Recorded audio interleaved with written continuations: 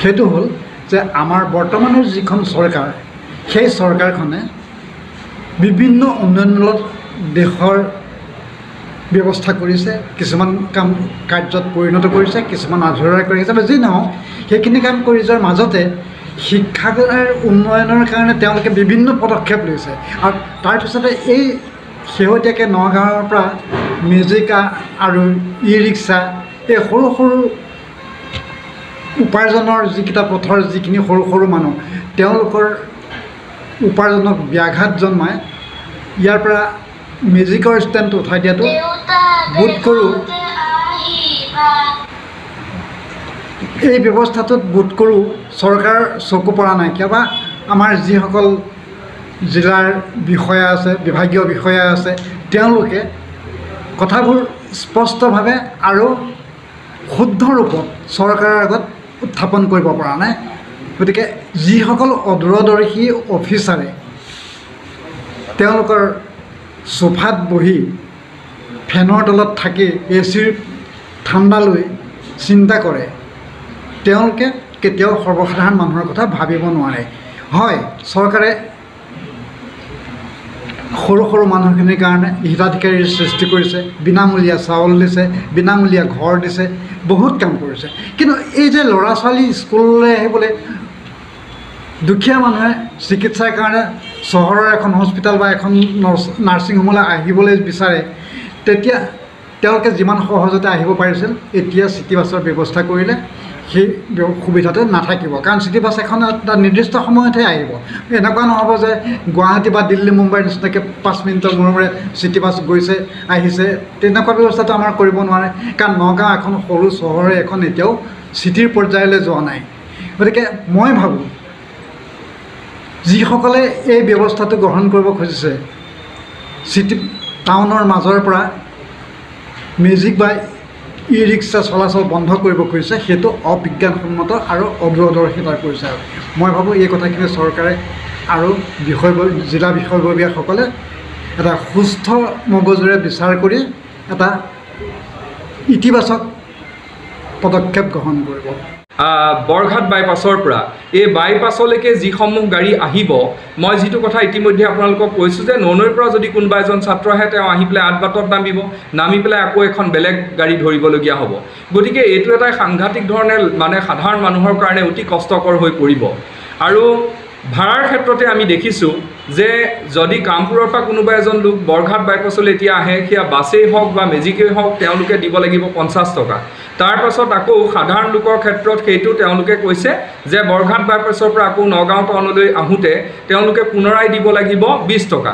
গতিকে মুঠ তেওঁলোকে 70 টকা দিব লাগিব। গতিকে ভাড়াৰ ক্ষেত্ৰতো কিন্তু সাধাৰণ লোকসকলে জোখতকৈ বেছি মানে পইচা দিবলগীয়া হ'ব। গতিকে এই ক্ষেত্ৰত আমি সেইকাৰণে দাবী জনাইছোঁ যে এই সিদ্ধান্ত যিটো তেওঁলোকে লৈছে, বিশেষকৈ মেজিকখিনিৰ ক্ষেত্ৰত তেওঁলোকে যি সিদ্ধান্ত লৈছে, এই মেজিকৰ চলাচল আমি কঠীয়াতলি, কামপুৰ আৰু কচুৱালৈকে অব্যাহত ৰাখিবৰ কাৰণে আমি নগাঁও জিলা প্ৰশাসনক এই সংবাদমেলৰ জৰিয়তে অনুৰোধ জনাইছোঁ। আৰু তেওঁলোকে যি যান-জঁটৰ পৰিকল্পনা, যান-জঁট মানে ৰোধৰ পৰিকল্পনাৰে এই যি কথা ভাবিছে, এতিয়া আমাৰ প্ৰশ্ন হ'ল এখন মেজিকৰ যিটো বহল ৱাইড বুলি যিটো কয়, সেই এখন মেজিক হ'ল 1500 মিলিমিটাৰ। আৰু আমাৰ শতকাই দেখিব পৰা অতি ভেকুলি চাইজৰ সৰু ইয়ন গাড়ীখনৰ যিটো ৱাইড, সেইটো হ'ল 1550 মিলিমিটাৰ। অৰ্থাৎ 50 মিলিমিটাৰ ইয়নখন এখন মেজিকতকৈ অলপ বহলহে। তেনে ক্ষেত্ৰত কেইখনমান মেজিকৰ দ্বাৰা যিখিনি সময়ত আমাৰ ছাত্ৰ ছাত্ৰীসকল বা অফিচ কাছাৰীলৈ যোৱা লোকসকল খুব সুন্দৰকৈ নগাঁও টাউনলৈ তেওঁলোক অহা যোৱা কৰিব পাৰিছিল। গতিকে এই মেজিকৰ চলাচল ব্যাহত কৰাটোৱে আচলতে সাধাৰণ ৰাইজৰ জীৱনক লৈ পেলাই যে এই চৰকাৰখন আৰু এই প্ৰশাসন যে সামান্যতমো চিন্তিত নহয়, এই কথা স্পষ্ট কৰিছে। কাৰণ আমি দেখিছোঁ যে এই গোটেই যান-জঁটৰ পৰিকল্পনাটো তেওঁলোকে নাইকিয়া কৰিবৰ কাৰণে যিটো সিদ্ধান্ত লৈছে, এই সিদ্ধান্ত কি মানে তাত সাধাৰণ নাগৰিকসকলৰ জীৱনৰ কথা জড়িত হৈ থকা নাই নেকি? সাধাৰণ নাগৰিকসকলৰ নগাঁৱৰ টাউনৰ মাজৰ ৰাজপথত বা পথবিলাকত তেওঁলোকৰ কোনো অধিকাৰ নাই নেকি? গতিকে অকল ব্যক্তিগত বাহন চলোৱা মানুহৰ কথা চিন্তা কৰিয়ে যদি এই সিদ্ধান্ত লৈছে, এই সিদ্ধান্ত তেতিয়াহ'লে কোনো কাৰণত নগাঁও নাগৰিক সভাই মানি নলয়। আৰু এই ক্ষেত্ৰতে আমি স্পষ্টকৈ এটা কথা জনাব খুজিছোঁ যে DTOৰ ফালৰ পৰা ডিষ্ট্ৰিক্ট ট্ৰেন্সপৰ্ট অফিচৰ ফালৰ পৰা তেওঁলোকৰ বিষয়ববীয়াসকলে AC ৰুমত বহি সামান্যতম চিন্তাৰো তেওঁলোকৰ অধিকাৰ নহয় বুলি মই এইকাৰণে কৈছোঁ যে সামান্যতম চিন্তাৰ শক্তিৰ অধিকাৰী হোৱাহেঁতেন তেওঁলোকে নিশ্চয়কৈ এই সাধাৰণ মানুহবিলাকৰ কথা চিন্তা কৰিলেহেঁতেন। আজি আপোনালোকে চাওক, কামপুৰৰ পৰা যেতিয়া এজন ছাত্ৰ নগাঁও টাউনলৈ আহে তেতিয়া তেওঁলোকৰ কামপুৰৰ যিটো মেজিক ষ্টেণ্ড আছে সেইটো নগাঁও মহাবিদ্যালয়ৰ একেবাৰে ওচৰতে অৱস্থিত। গতিকে তাৰ পৰা লাহেকৈ নামি পেলাই ছাত্ৰজন নগাঁও কলেজলৈ যায় বা খোজকাঢ়ি ADP কলেজলৈ যায়। এতিয়া তেওঁলোকৰ কাৰণে কিমান আহুকালৰ সৃষ্টি হ'ব। আৰু যেতিয়া ক্লাছ শেষ হয় তেতিয়া ওলোটাই তেওঁলোকে কি কৰে, লাহেকৈ তেওঁলোকে আকৌ সেই কামপুৰৰ মেজিক ষ্টেণ্ডলৈ আহি পেলাই তেওঁলোক পোনচাতে গৈ চিধাকৈ তেওঁলোক ঘৰ পাবগৈ পাৰে। গতিকে এই সুবিধাখিনিৰ পৰা বঞ্চিত কৰাটোৱে আচলতে এই প্ৰশাসন আৰু জিলা কৰ্তৃপক্ষৰ আচলতে সাধাৰণ মানুহৰ জীৱনক লৈ যে কোনো কাৰণত তেওঁলোক চিন্তিত নহয়, এই কথাটোৱে আচলতে প্ৰতিফলিত কৰিছে।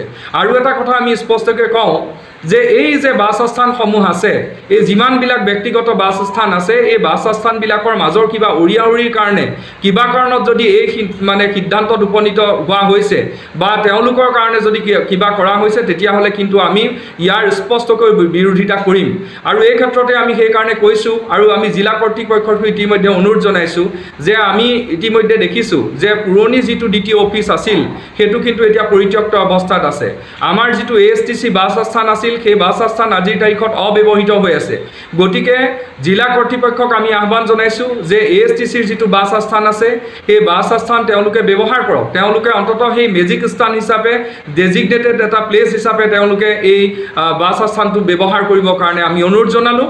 আৰু শেষত আমি এটা কথা কওঁ যে এই যিটো চিটি ছাৰ্ভিচৰ কথা কৈছে সেই চিটি ছাৰ্ভিচে অকল বৰঘাটৰ পৰা নগাঁও টাউনলৈ কৰিবলৈ নহ'ব, যেতিয়ালৈকে তেওঁলোকে পূৰ্ণাংগ পৰ্যায়ত নগাঁও টাউনলৈ পুৰণি গুদামৰ পৰা, ৰহাৰ পৰা, বেবেজিয়াৰ পৰা, কামপুৰৰ পৰা, কঠীয়াতলিৰ পৰা, ননৈৰ পৰা, ৰাঙলুৰ পৰা তেওঁলোকে যেতিয়ালৈকে সম্পূৰ্ণৰূপে এটা চিটি ছাৰ্ভিচৰ ব্যৱস্থা স্বয়ংক্ৰিয়ৰূপে সম্পূৰ্ণ কৰি নুতুলে তেতিয়ালৈকে কিন্তু তেওঁলোকে এই যি সিদ্ধান্ত লৈছে এই সিদ্ধান্ত বাতিল কৰিব লাগিব। বাছসমূহক তেওঁলোকে আল্ট্ৰা বাছ বা ডাঙৰ ডাঙৰ যিবিলাক বিৰাট আকাৰৰ যিবিলাক বাছ আছে সেইবিলাক তেওঁলোকে তাৰ পৰা চলাওক, সেইটো আমি আদৰণি জনাইছোঁ। কাৰণ নগাঁও টাউনত যান জঁটৰ সৃষ্টি নহওক সেইটো বস্তু আমাৰো কামনা। কিন্তু একে সময়তে আমি সাধাৰণ নাগৰিকৰ জীৱনক লৈ সমানে চিন্তিত। গতিকে এই সিদ্ধান্ত আমি কেতিয়াও মানি নলওঁ। আৰু এই সিদ্ধান্ত যদি বাতিল নকৰে, মেজিকসমূহৰ চলাচল যদি কঠীয়াতলি, কামপুৰ ইত্যাদি ঠাইলৈ যদি তেওঁলোকে অব্যাহত নাৰাখে তেতিয়াহ'লে নগাঁও নাগৰিক সভাই কিন্তু অন্যান্য দল সংগঠনৰ সৈতে একত্ৰিত হৈ এটা বিৰাট প্ৰত্যাহ্বান গঢ়ি তুলিব, এইটো খাটাং। আৰু ইয়াৰ কাৰণে কিন্তু নগাঁও নাগৰিক সভা জগৰীয়া নহ'ব, ইয়াৰ কাৰণে সম্পূৰ্ণৰূপে জগৰীয়া হ'ব নগাঁও জিলা কৰ্তৃপক্ষ।